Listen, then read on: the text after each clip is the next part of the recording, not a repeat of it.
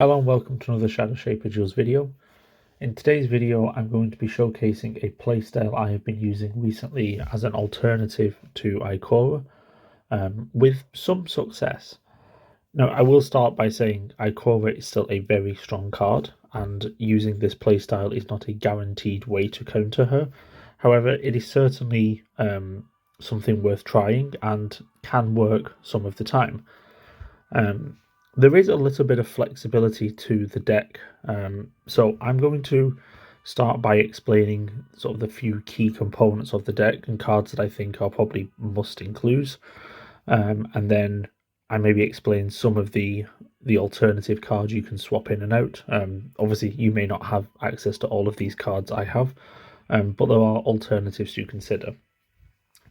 And essentially, the alternative to Ikora is using Estela. She is a card who, as of this week, is currently available in the shop, at least on the EU server. And she has a very similar effect. Just like Ikora, she has 13 health, and she will grant power to one of your units equal to 2 times the number of units in your opponent's front row. So assuming your opponent, has cards in their front row, that can be a significant power bonus. And if you think of what Ikora's effect is, she can target one of the 2 rows, and she attacks each unit for 2. So, if your row has the same number of cards in it as your opponent's front row, then the 2 cards effectively cancel each other out, because one of them gives a buff and the other one deals damage, but it's the same number on both sides. So that is the theory behind the alternative playstyle to Ikora. It is to use Estela. Now, because Estela can only be buffed by the front row, the main point of this deck is to try and put cards in my opponent's front row. But just before I go into explaining the deck, sort of the theory as well behind the counter to Ikora is the less cards you have in one of your rows, or just in general, the less cards you have on your deck, the less effective Ikora is.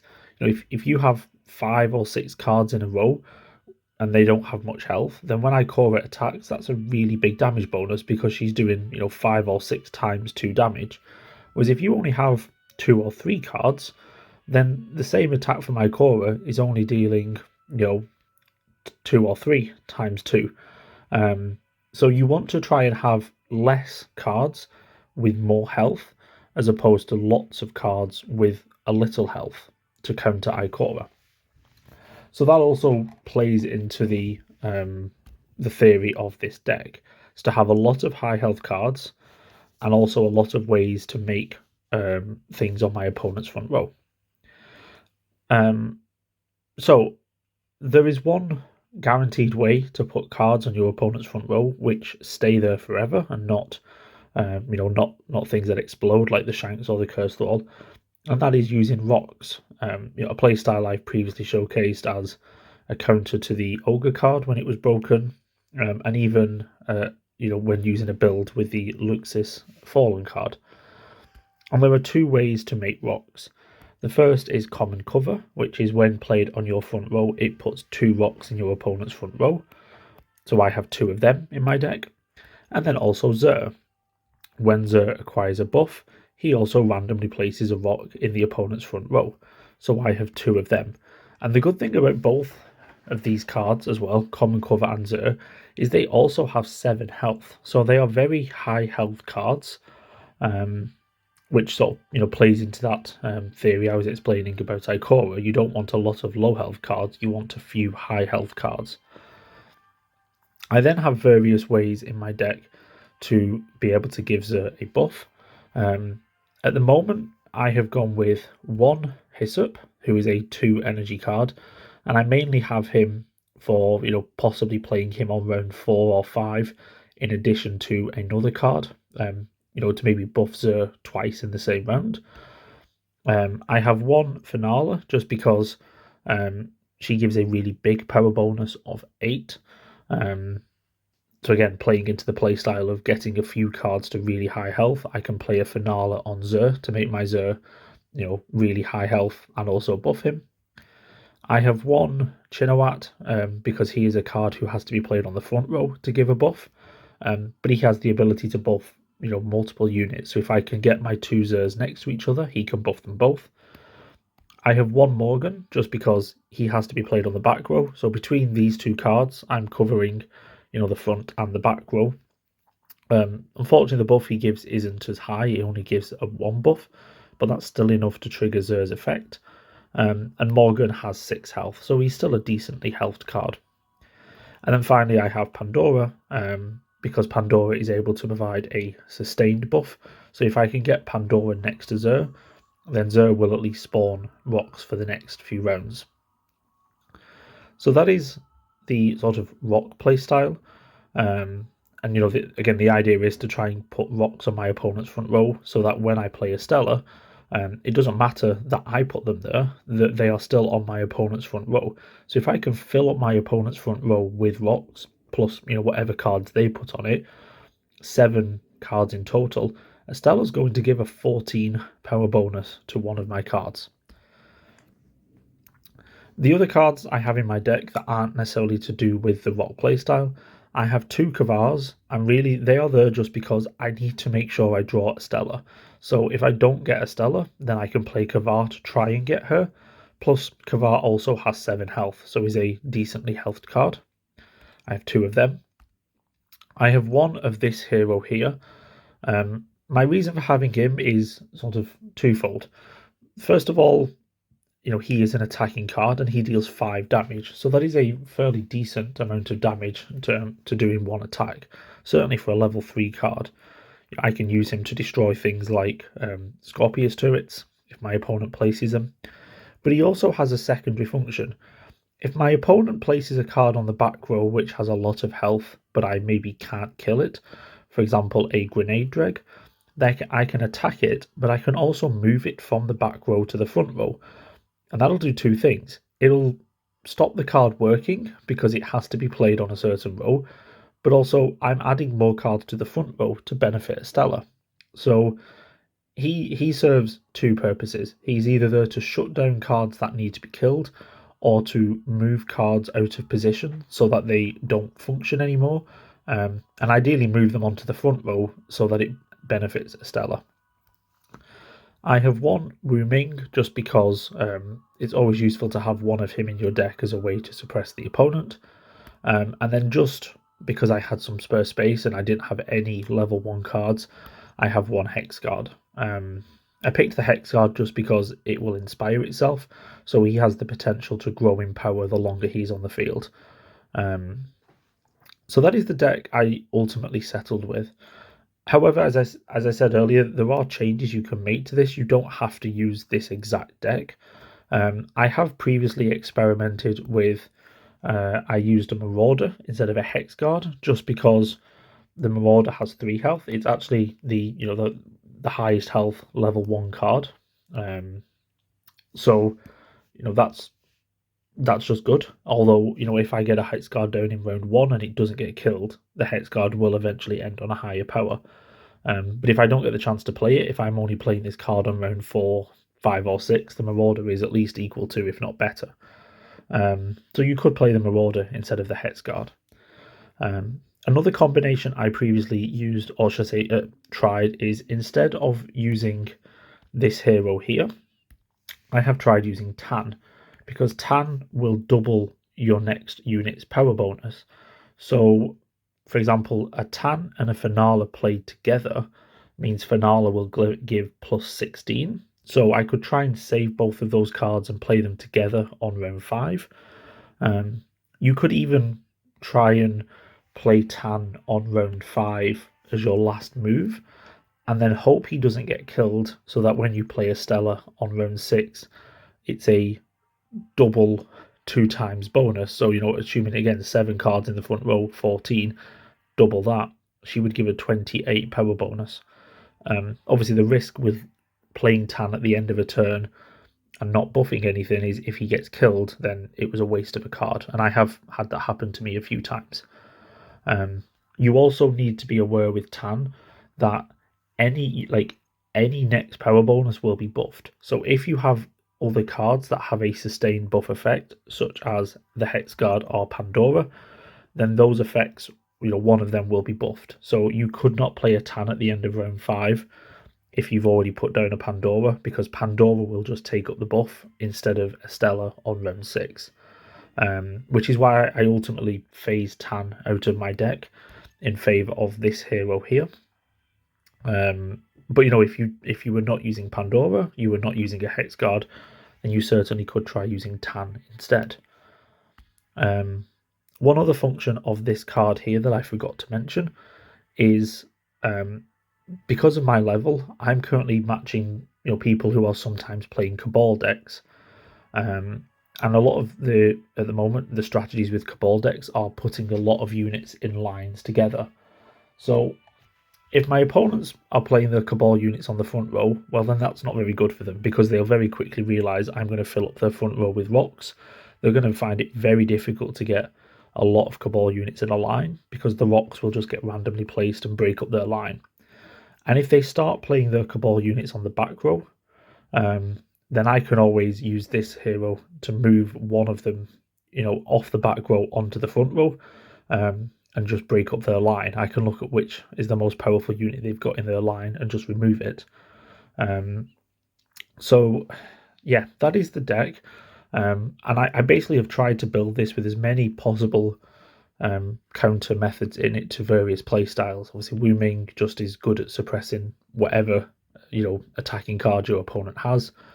As I said, this guy can move cards off the back row to the front row and hopefully stop their effect.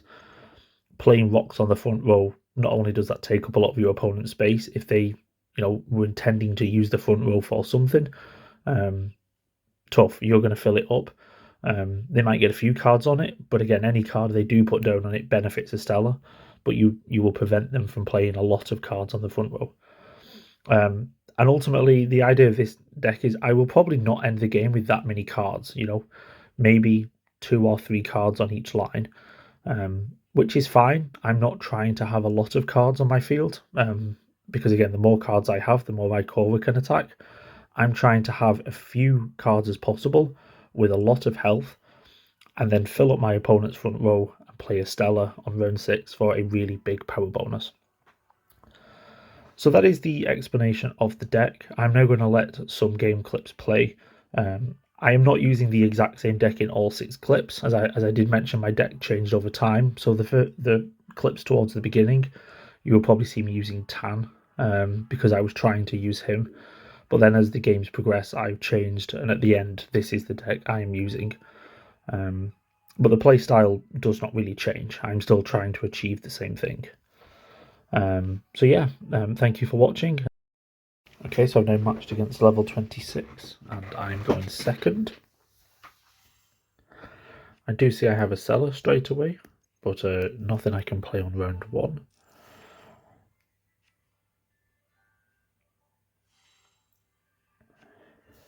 Okay, let's just play a Zer.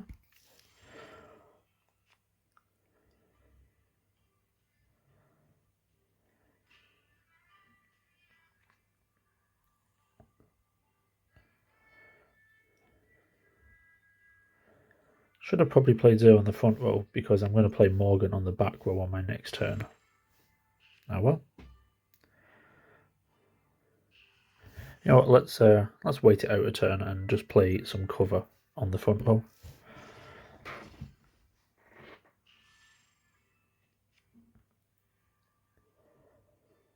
Maybe I get something on round 2 I can play. Actually, my next round with round 4, I think I might just use Wu Ming to disable this Grenade Drag.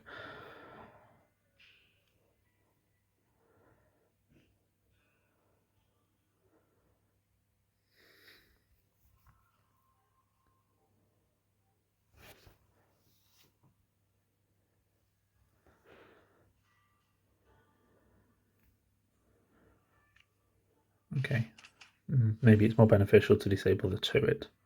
I think it is. So let's play Wu Ming on the back row and disable the turret. I know I'm going to take a hit off the Grenade Drag, that's fine. And then let's play Zer on the front row, just so it doesn't get attacked by the Grenade Drag. I also now have 2 Zers, so even if he tries to kill one of them, I've still got something else I can buff on the next turn.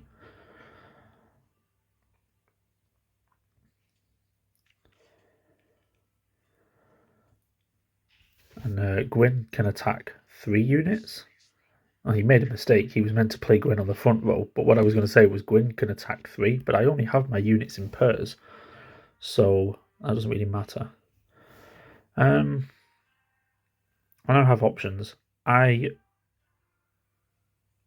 could play Tan, but I think there is a strong chance he will kill Tan, especially given I'm going second. If he does have Ikora, he'll just target whatever row Tan is on.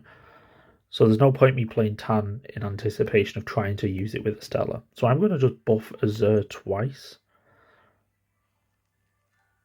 And I'm going to do the one on the front row, because I'm going to play both of these cards on the back row, just because of Ayuela. So at least if he does have Ikora and he targets the back row, my higher health Xur is not being targeted. So that's 4 rocks on his front row, ready for Estela next turn. Does he play Ikora? He does. I kind of thought that was going to be the play. And I'm now, well, I think I could do either of these and win. I have a Tan and a Finala, or I have an Estela, but I'm just going to play Estela on the back row. And it really doesn't matter who I buff, I win. So Estela can sort of be the anti-Ikora. It's, she has the same health, and in this case I benefited from 4 rocks, whereas he only targeted, 2 cards, I think, or 3. So my Estela actually benefited me more than his Ikora. Okay, so I've just matched against a level 25, and I am going first. But unfortunately I don't have any cards I can play on round 1. I also don't have my Xur yet, so as it stands I may not even have anything to play on round 2.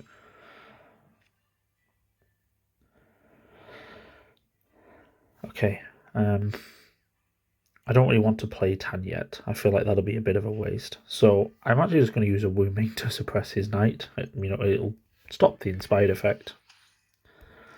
At least I'm not passing on my turn.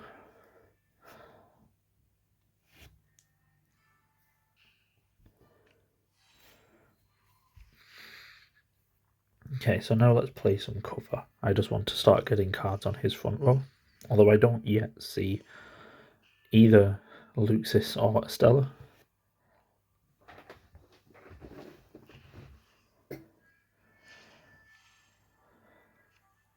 Okay, there's Estela.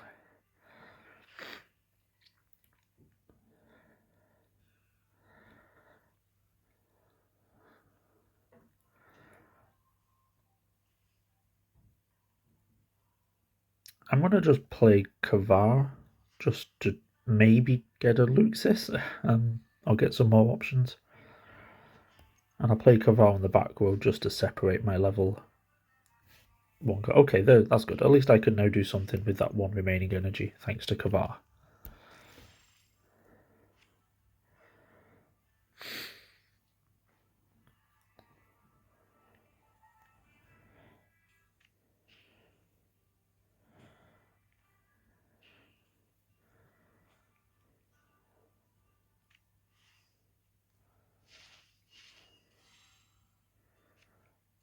Okay, so I don't have any more ways of making rocks, no cover. So what I think I'm going to do is I'm just going to play Finala and Tan, and then hopefully if my Tan does not get killed, I can use Tan to buff Estela on the last turn. So let's play... I mean, there is a sense where you think maybe I should play Tan first and then buff him, but then Tan's buff won't apply to Estela, so I'm just going to gamble that Tan won't get killed. So let's play Estela on the front row, buff something on the front row, and then play Tan on the back row. And hopefully Tan does not get killed.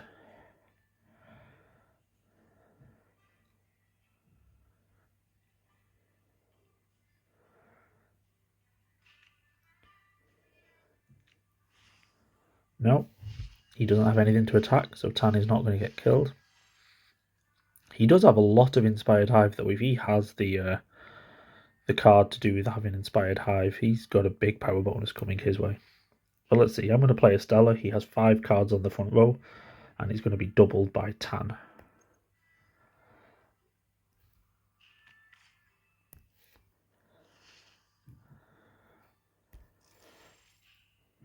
I gave the buff to a card on the other row, just so that if he has something like an Ikora, which he doesn't, you know, my bonus is spread out across 2 rows. And he just about wins the game due to having so many Inspired Hive. That was a very good match. Very close final score. Okay, so I've matched against a level 27 and I'm going first. A good sign that I already see so many ways to make cover and an Estela, although nothing I can play on round 1.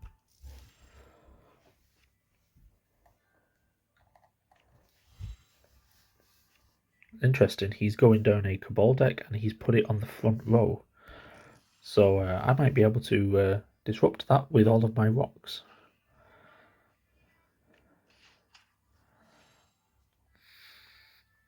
Yeah, let's play some cover. And that's very lucky, it breaks up his line. Okay. That turret is going to keep attacking.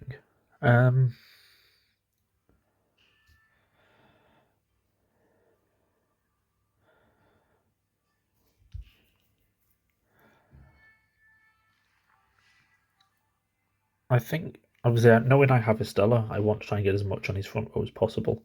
So I think on this round, I just play some more cover. And now there's also no chance he can make anything line unit related on that row.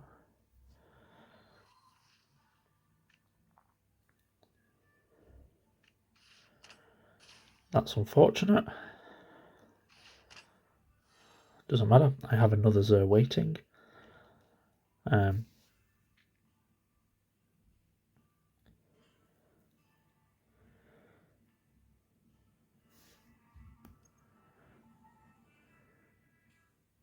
So if I play this, it's actually going to benefit 8 because of the number of rocks. Which is the same as Finale gives, although she then takes 3. I think I may actually just play this and a Marauder on the back row. Obviously I don't need a Zer anymore, his front row is already filled up.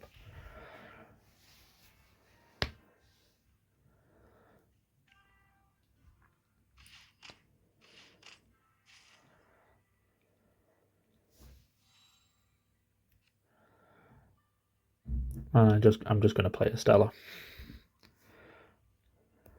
So let's play Estela on the front row, buff that. So now I've got 3 very high health units, and if he has any sort of attacking cards that attack a row, he's only got 2 cards to attack.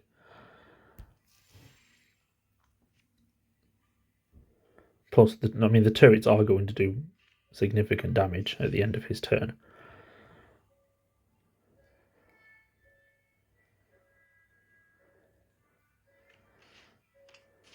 Okay.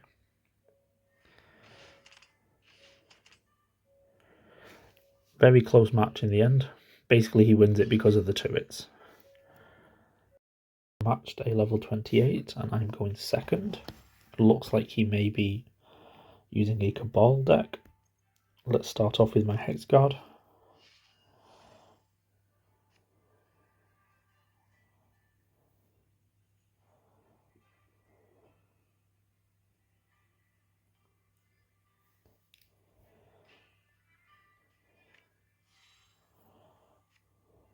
Okay, I may as well use Hyssop just above my Hex Guard. Playing them on different rows as well, so that if he has an Ikora at the end, he can only target one of the 2 rows. No way yet of making locks, although I have at least found all 3 of my exotic cards. I think what I'm going to do now is I'm going to use this hero here just to move his turret to the front row, because then it'll stop it attacking. Because although it doesn't say it, these turrets only work on the back row. So let's move. Actually, I don't even need to move it. It's just going to kill it. Which I guess is... I would have preferred to move it so it would benefit Estela, but at least it's gone.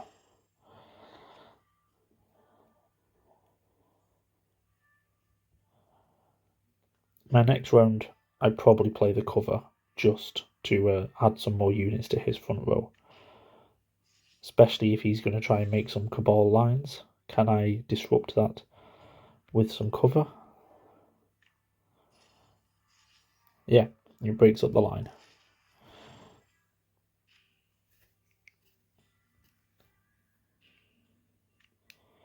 Okay, he still managed to make a line over there, and he has another turret.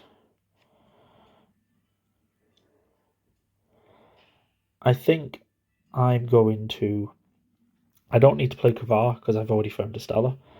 I think I'm going to play Zer on the back row, and then Finala on the front row.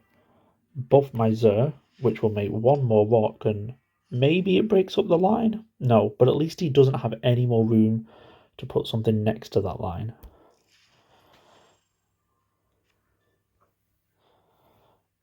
Let's see what his final play is. Is it Ikora? If it is, it's probably targeting the back row.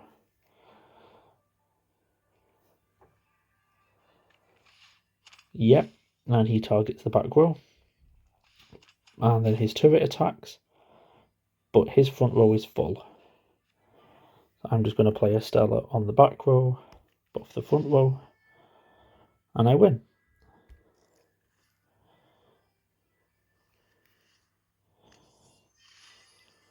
Okay, so I've just matched against level 27, and I'm going first. I don't have my only level 1 card, so I'm just going to have to skip the first turn.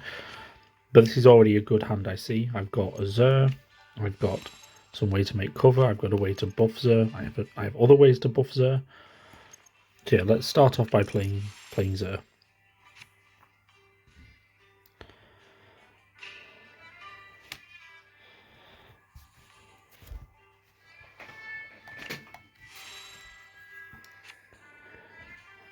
Okay, I have another Zer. I'm going to play my cover on this round.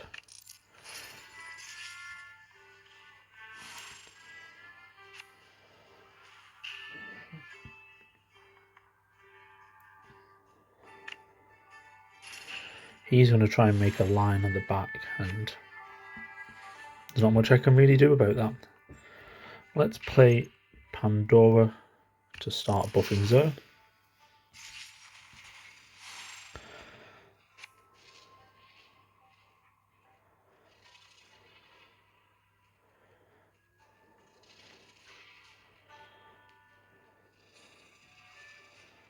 If he has the tank, he might be able to do a lot of damage to me on his round 6. Because I don't have any way of stopping him making that line at the back. Yeah, he's already got a 4-unit line, 5-unit line. He's probably going to save that final space for the tank. But I can probably fill up his front row now with rocks. So let me play another Zer on the back, and then I will play this guy on the front to buff them. That will give me 2 more rocks from those Zers, and then another rock when I am my turn because of Pandora. So his front row is now full of rocks. He only has 1 space on the back row. I would not be surprised if he skips this turn, because I think he's probably saving that final space for his power card. Yes, as I thought. So now I have my only play is obviously Estela. And I'm going to buff the other guy on the front row. So I now have quite a lot of high health targets, high health cards, and if he is going to play that tank, although it's going to hit really hard, he can only target 3 of my units. Let's see what he does. I think he probably has the Goliath tank.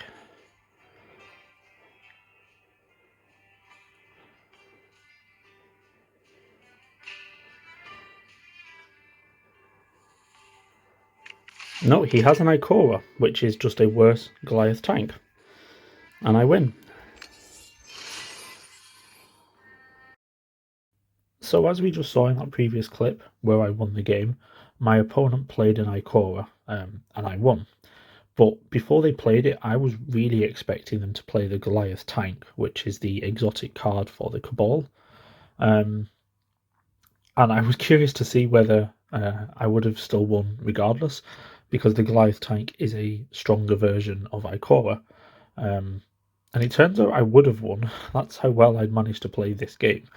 So if we just very quickly work it out, the Goliath tank basically has the same effect of Ikora, but apart from whereas Ikora deals 2 damage, the Goliath tank deals 3 damage to all units in a row. So that's what I mean when I said it's just a stronger Ikora. The only limitation is it has to be played in a 5-unit line. However, as we can see, my opponent already had 1, 2, 3, 4, 5 units in a line, so he would have definitely met the criteria to play it. And that tank, instead of dealing 3 damage, would have actually been buffed by 3 different units. He has, as we can see, 2 of these Shinka units, which your Cabal units deal 2 additional damage, and he had 2 of them. And then he also had a Servitor, which, as we know, gives +1. So he got +5 from those 3 different units. So that now means each of the volleys in the tank's attack would have dealt 8 damage instead of 3. Now, as we can see on both of my rows, I don't have all of my units above 8 health, but let's just assume they were, and he could hit for maximum damage. If he hit me for 3 lots of 8 damage, that is 24 damage in total, which would have reduced my health from 66 to 42, and then he would have gained +10 for playing the tank, taking his total to 35. So I would have still won 35 to 42 had he played the Goliath tank. My score would have actually been slightly higher than that, because as you can see, my Pandora only has 6 health, not 8.